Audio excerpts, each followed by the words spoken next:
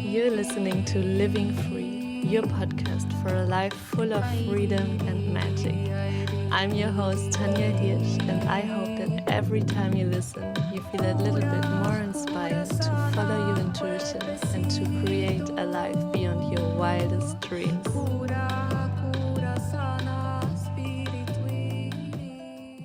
Welcome back, my loves, to the Living Free podcast. Today I dive so naked with Leola, and I'm going to introduce her in a minute. But before we dive into the episode, I would love to invite you to my Dripping in Self-Love 3-day home retreat starting on the 4th of November, Friday to Sunday. We will have 5 live sessions where you're going to meet yourself so much deeper, where you learn to embrace all parts of yourself.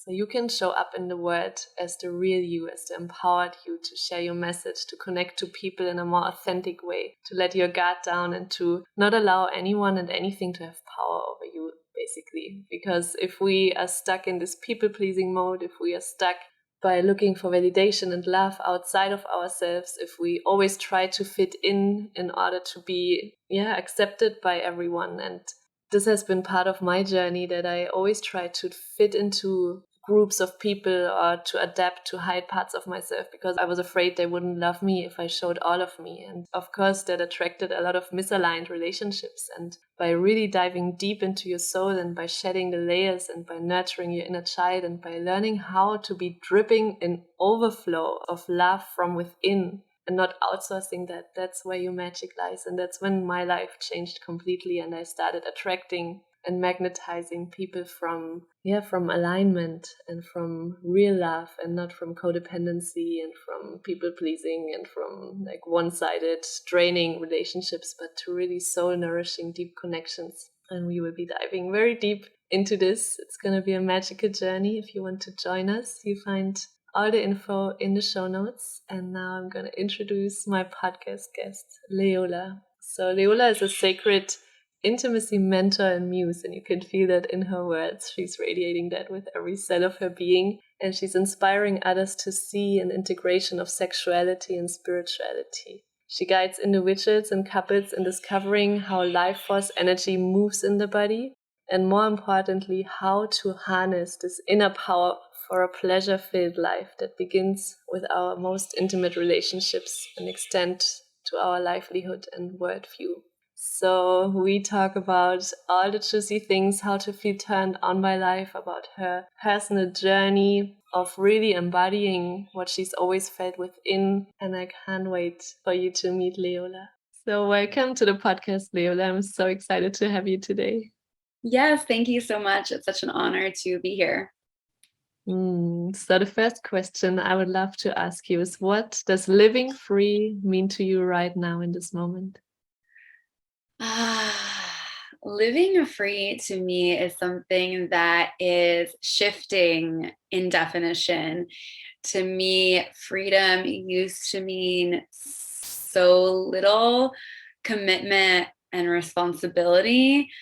And it meant location independence and having a lot of fluidity and flexibility with my work and my purpose.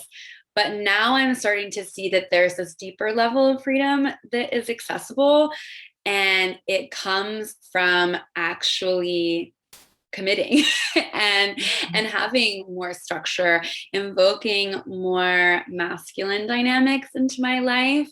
I've always, or like the past 7 or 8 years, I've had a very feminine, fluid, flexible, desire-led life, and that's been amazing. And I'm also seeing that by committing to a really amazing partner, by committing to a home, a lease, by committing to bigger projects in my business, I'm able to explore different levels of freedom because I have like the structure and the safety to hold the expansion. I loved it so much. And take us back a little, if you're open, like how did you get to this point where you are right now? How has your journey been for those who don't know you? Just a little dive into your past until today. Yeah, so my path to becoming a sacred intimacy mentor and muse or tantra teacher was healing, was doing my own work and figuring out what worked for me at various points in my journey. I came from a very traditional, more conservative background in the Midwest of the United States in Missouri. And that culture was very limiting in the perspective of what's possible in life, what's possible in love. Everything felt very conditional, lots of judgment, lots of limitations based on gender, body, all of these things, and just lots of closure and contraction.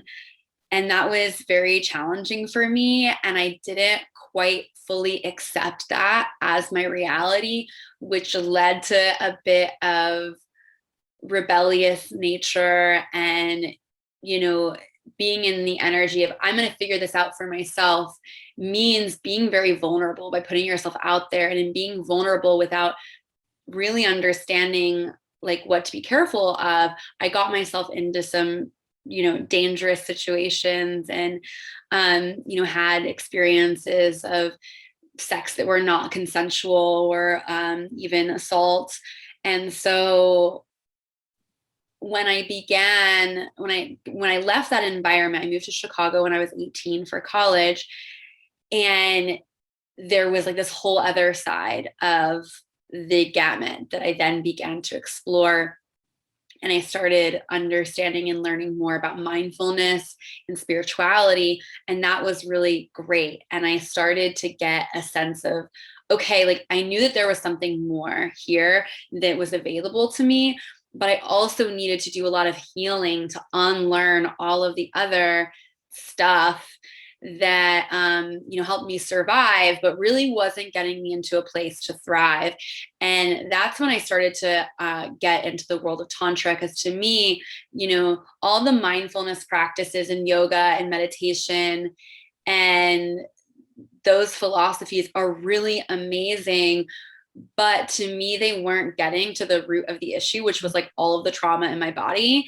And and my relationship to the energy that brought me into this world, which is sexual energy, which to me is the fabric of our existence. So, a lot of these schools of thought aren't truly holistic because they're not approaching, or they're not talking about sexuality because it's too taboo, or it's too masculine and didactic, or whatever it might be. They're just kind of avoiding that piece. And to me, tantra like honors both sides, masculine and the feminine, and has this space for embodiment and working with this sexual energy and understanding it and healing your relationship with that. So that started about, I started getting into mindfulness and spirituality about 9 years ago. And like, I was dabbling in tantra here and there, and shamanic sexuality as well, with little workshops and books I would read. And, people started to notice my transformation and asked questions. And I came out more and more really organically and just started to serve people. And that's kind of the shorter version of the story. But yeah. Mm-hmm. Yes, you speak my language. I loved it so much. And when you feel into that, what were the layers that you had to shed, the deep-rooted healing work you needed to do to be able to embody the woman that you are today, to be able to embody your sensuality and to speak about these things? Like what was the journey into your body? What needed to be released to be able to show up like that? Yeah, I think the first piece for me was a lot of being really honest with myself about what had happened to me. Being able to see the poor little girl in there that was trying to find answers and solutions. And because I didn't have all the information, often got myself into more complicated situations that created further trauma. So for me, the first step was like getting a holistic view and allowing myself to step outside of the personality of my experience. So basically like zooming out and seeing my human, like the differentiation between my human and my soul to see that all of these things happened to this person as an experience, and it's not who I am or what I'd be, but they are all opportunities. They're all opportunities to learn and grow. And how can I forgive myself for how I did my best in that moment, and use that as fuel to inspire others and to create evidence of what is possible, both for myself moving forward, but also for every person that gets to see that there actually is another way of being, and that healing is possible, and that forgiveness is possible, and that self-love is possible. And, just because you can begin to find these pieces of the puzzle, it doesn't mean that you never feel questioning of yourself, or there's never any inner critic or down days. But I have the tools now and the evidence to get back to the result of feeling empowered and like the creator of my reality. I love that so much. And how would you say, what is the biggest impact in your life right now? What's the benefit of diving this deep into yourself and healing and really going there? What do you see in your life that changed? Yeah, that's such a good question. And I feel so grateful to be in a really beautiful, abundant season of life where everything feels like a turn on. And I feel that, to me, my understanding of sexual energy or life force energy is that it created all of us, and it created all of the food that we eat, all the plants and the animals on the earth, and are created by some sort of, procreative, energetic exchange. Even the clothes that we wear or aren't wearing in this podcast, are often created by animal or plant fibers that were created by this energy. And if we were to look around us, everything that we see was either directly created by life force sexual energy, by procreation, or it was created by something or someone that was created by this energy. It was that energy evolving further into creating a material or to alchemizing something. And when we start to recognize, wow, this energy is literally all around us and has created everything around us, then it becomes the fabric of our reality. And we start to see that it can affect every aspect of your life. So for me, when I started healing my relationship to this energy and to my body, it wasn't just that my sex got better, or I didn't feel so bogged down by trauma and depression. It was my friendships became more enriched. I started making more money. My home became a grander reflection of the inner home that I created. I was able to call in really incredible lovers and partners that helped me grow more reflection of my own path. My relationship to my family began to heal. So it was just touching everything. And to me, it just keeps getting better, because that keeps being my relationship to it. It just keeps getting more fulfilled and expansive. Yes. And I feel the deeper we dive into ourselves, the more real we become. We're embodying the real us, right? And before this work, sometimes when I look back at my personal journey, it felt like I was wearing a horse mask. I felt like a unicorn, but I was wearing this horse mask to fit into other horse tribes, And I was like, oh my God, I feel like I don't belong here, but I just try to adapt because I don't want to be outcasted and alone all the time. And only when I dove so deep into my healing journey, even into the first months of my life, there was so much trauma, was when I finally could remove this mask and show up as a unicorn and embrace it. And even if that meant I had to walk alone for a while, suddenly these unicorns came from everywhere, and they were like, oh, there's another unicorn. But before, they couldn't see me because I wasn't embracing who I was. I thought I had to hide who I was. I thought I had to overgive and to people please all the time. And yeah, it shows up in so many ways. And I love that you are now in the space of feeling the abundance and the fruits of this work, because when we're in this trauma healing journey, it can feel like, why am I doing this? It's so hard and so painful. But when we trusted, like the metamorphosis of the butterfly, that there will be so much light and so much ease, and there's a reason why we're feeling like this right now, and it's time to embrace these parts, that our life gets so much expansion and so much beauty, like you have right now. And I'm curious Yeah. about the community you were talking about you have right now that you created. How did that shift in the last few years? How does it look now? And how did it look maybe a few years back? Yeah, I love your metaphor of the horse and the unicorn. That's so cute. And I might have to take that. So I always thought that I was an introvert. I thought that and it wasn't that I couldn't talk to people or I was like super, I mean, I even think people would have thought that I was an extrovert because of the way that like I engaged with the world, but I definitely felt really drained by a lot of my conversation and interactions with like 99% of the people around me. And it wasn't until I really started to step into spaces that were holistic, meaning they were geared towards intimacy and connection and vulnerability and authenticity, and really touching on intimacy like across the board.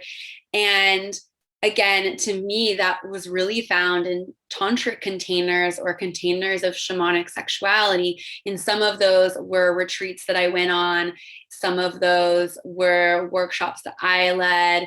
Some of those were just like being like collaborating with other individuals, such as yourself.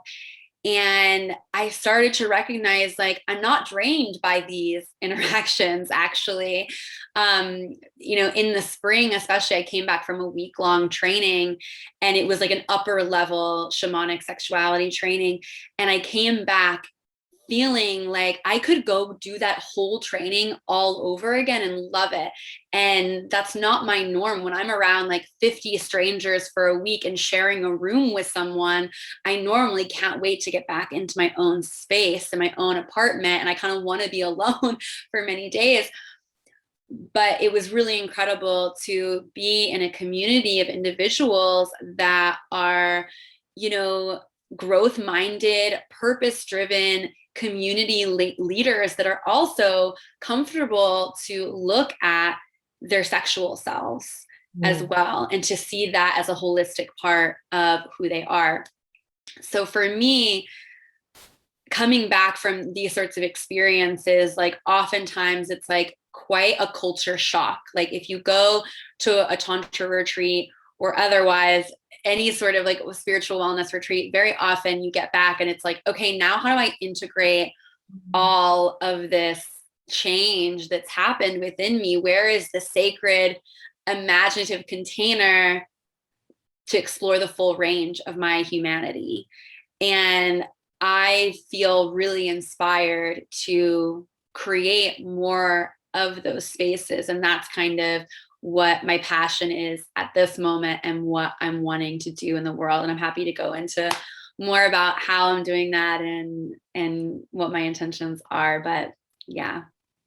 Yeah, I would love to hear more. So for those who are listening, like how can they connect with you? What can they expect in your containers? How do they change, transform, dive deep? Like what's your work like at the moment? Yeah.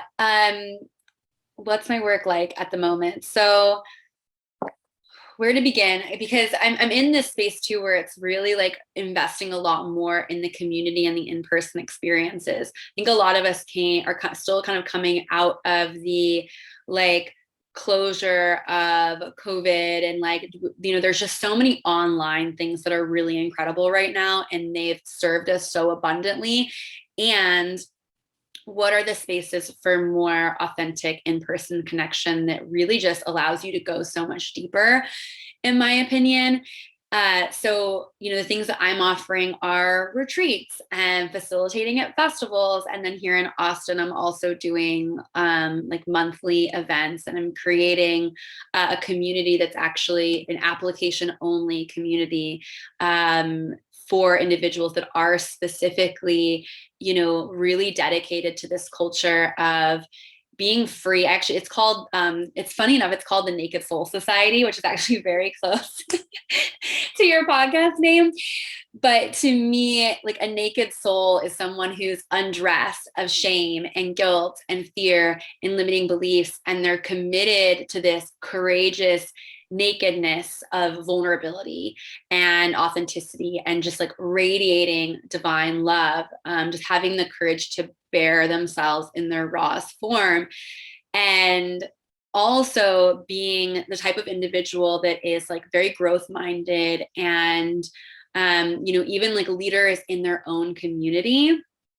And to me, the real beauty of this is like, people often ask me, like, how do you separate your work life and your personal life? Because they see how I am with my clients, and like, they're my friends, and they come to my events where all my like normie friends are.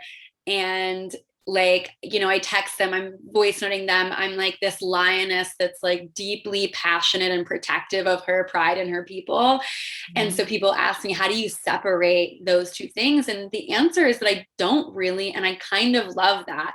And I love it because like, and I think that there's a lot of fear around, well, where are your boundaries? And like, how do you like have this space for all that? And it's actually instead this really beautiful thing where like everyone in my life, including my clients, just get to be like vehicles for my love, rather than feeling like there needs to be this like note of professionalism. And of course there is a note of professionalism, but to me it's like, that's really what I want to bring into like the community in this space, is more room for authentic, real connection that goes beyond like the boxes that we're told to operate within. So I have, people at my events that come and they say things like, that was amazing because I met a woman who now is a lover and we're going out again and like having all these sexy fun times. And I met this other individual who is someone that works in the same field as me, and we're getting coffee on Tuesday to talk about how we could collaborate on this like upcoming project. So it's like allowing ourselves to see like that there is this like high caliber individual.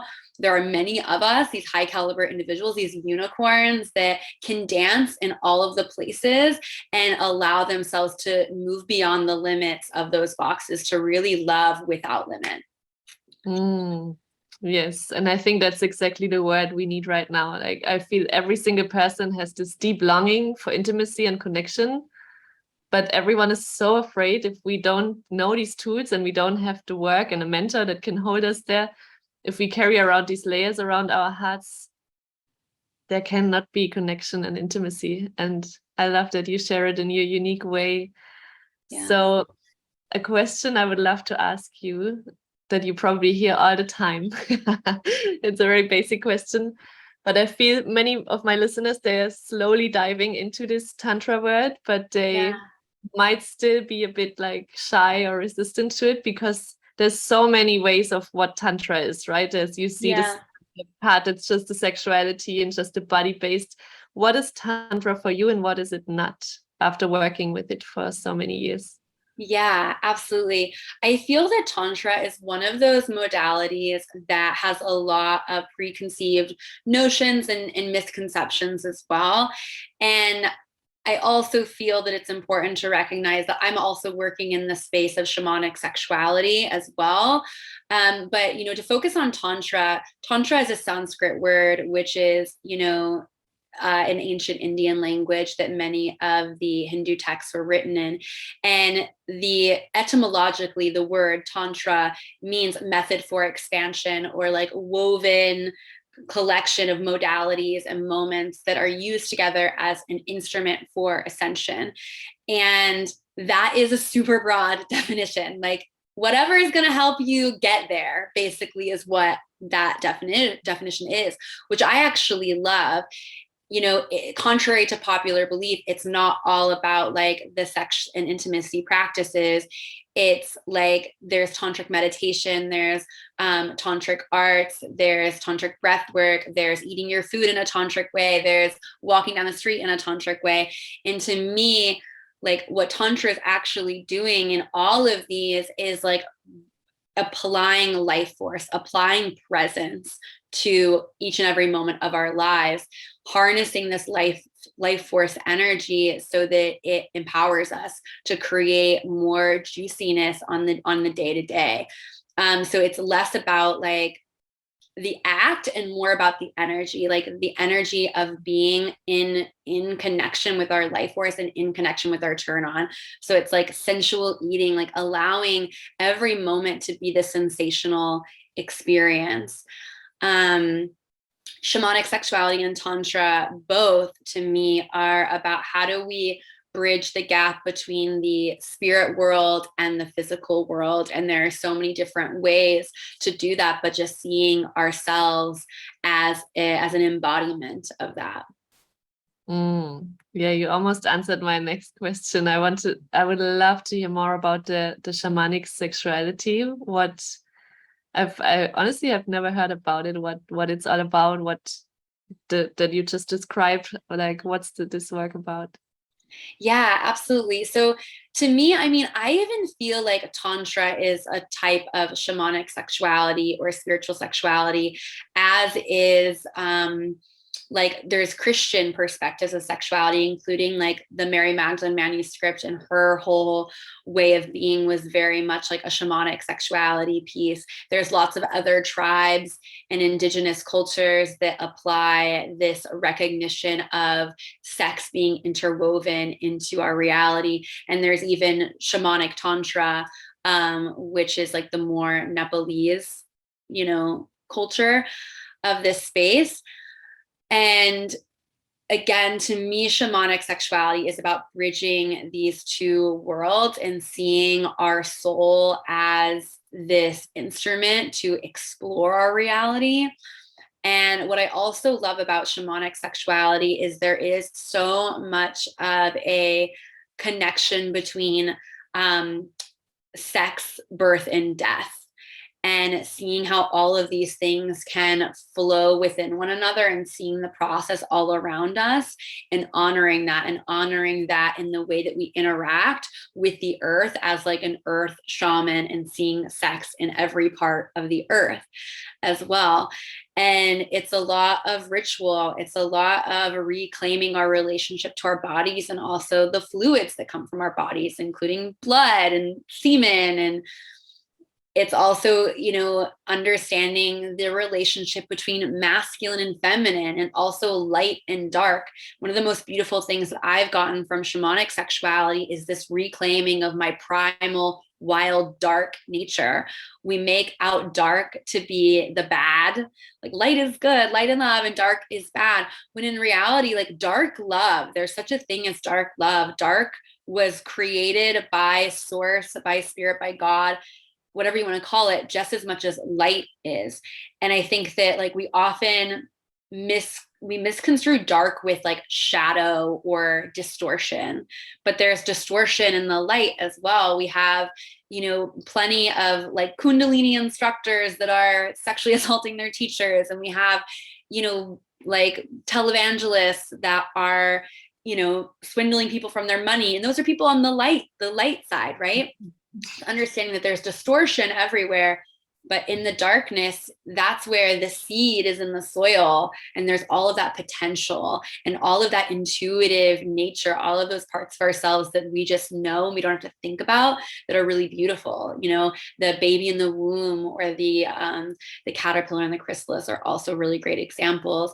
And seeing that in relationship to ourselves, really honoring the dark parts of our humanity and our experience has been a big part of shamanic sexuality for me. So even things like reclaiming BDSM, or like really primal, wild sex as well, would be another way that like this world has brought me closer to the fullness of my humanity.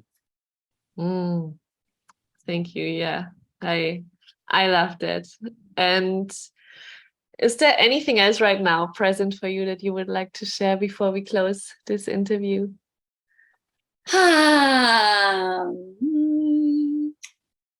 What is yummy and juicy in this moment? I really don't have anything special to add. Like everything's great. I think, well, you know what? I'll close on something that I was feeling into today.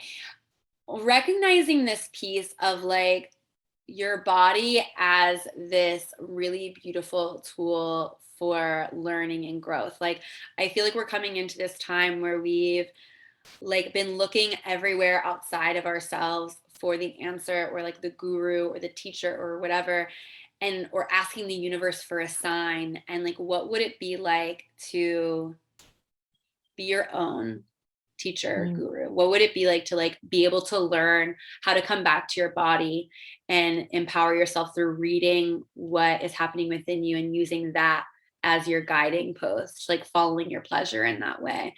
And that's something that I really love doing with people. And I think that that's like a foundation of my work. Like, I don't call myself necessarily like a teacher. That's why I call myself a mentor and muse, Sacred Intimacy Mentor and Muse, because it's more about like showing you helping you find your path and inspiring you. Like, the muse is an inspiration. Like, here's one way to do it, or let's help you find the thing that's going to get you there.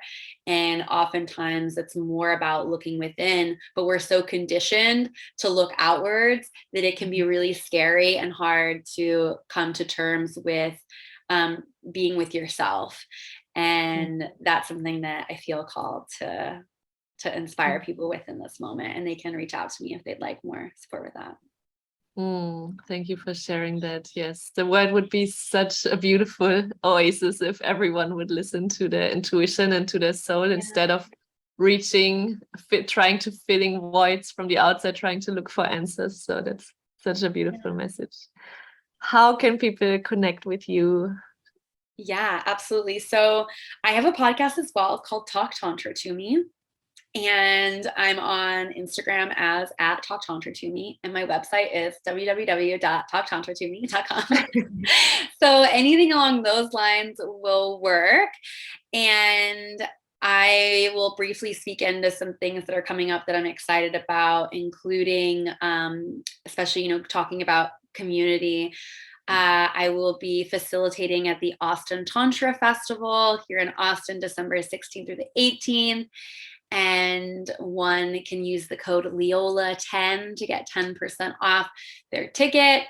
I also am doing monthly events here in Austin, kind of sensual play experiences. Those will be on my website under events. And always looking to connect with people virtually as well in the community space. So don't hesitate to reach out if you have any questions or suggestions or otherwise. I will link it in the show notes as well. And I think I would love to join one of your retreats one day too. Yeah, we actually are starting one tomorrow. I'm so excited. So we're doing one tomorrow. That's why I didn't talk about it, because it's like, obviously by the time this comes out, it'll be over. But we'll be doing another one in a few months. And then the festivals and the one-off events are always amazing as well. So I have one last question that I ask all of my interview guests before we close.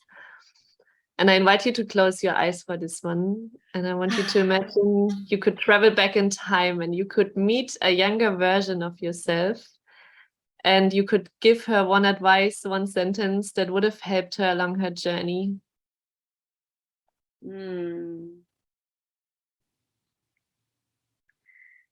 What's coming through right now is this sense of you're not alone, you're so loved, and you're enough. And also feeling into this sense like of like, you're on the right path, just keep flowing with it. It's gonna get so much better.